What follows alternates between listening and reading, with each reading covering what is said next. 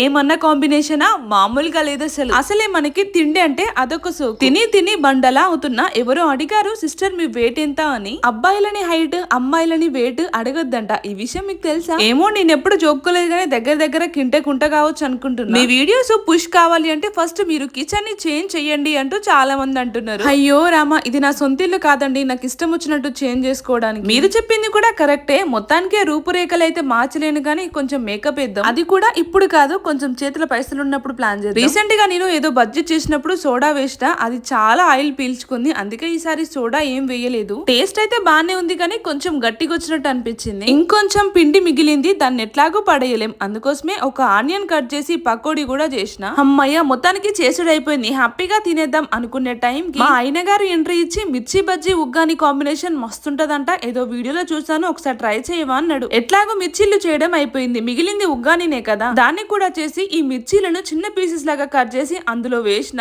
వేడి వేడిగా తింటే సూపర్ ఉంది టేస్ట్. మీరెప్పుడైనా ట్రై చేసిలా కామెంట్ చేయండి. వీడియోకి ఒక్క లైక్ ఇవ్వడం మర్చిపోవద్దు. మరి ఉంటాను, బాయ్.